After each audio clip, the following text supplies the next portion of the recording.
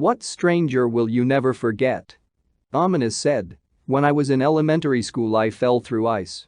A man who was walking his dog saw me fall and rushed to the shore. I frantically swam back to the shore. I was only about 5 meters into the pond, so it wasn't a long way, but it took some with soaked winter clothes. When I reached the shore, the man pulled me up by my jacket. It would have been difficult to get up, as there was a steep incline. I didn't thank him, because I was in shock, but I bet he knows I was grateful, and 20 years later I still hope I would have thanked him. Loki777 said, this girl at my middle school, long story short, I tripped and fell, my knee was hurting really bad. I found out later I dislocated it, so all I could do was sit there on the ground as tons of other kids including some of my friends just walked right by. This complete stranger saw me, got one of the teachers who then called the nurse, and I'm just sitting here with a complete stranger talking to me asking if I was okay. Bad as Pandas said, when I was a broke as sin 18-year-old trying to make ends meet, I had a side hustle providing it support for households, like a geek squad sort of thing.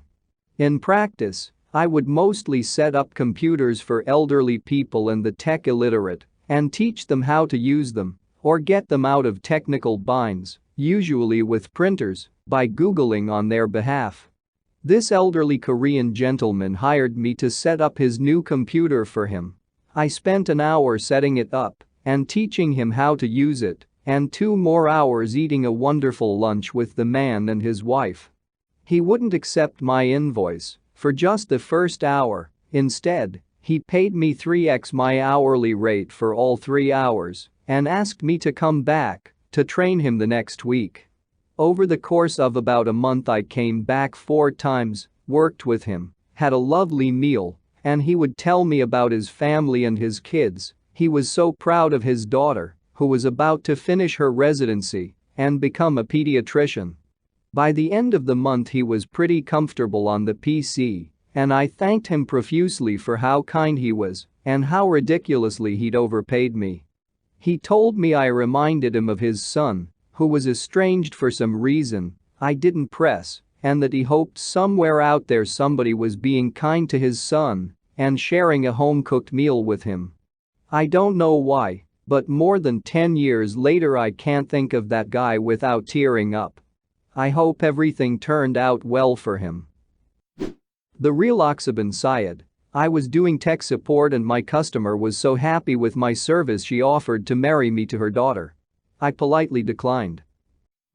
Anonymous said, I was in my freshman year of college, and while alone in my dorm room a light fixture fell on my head giving me a concussion and a major gash.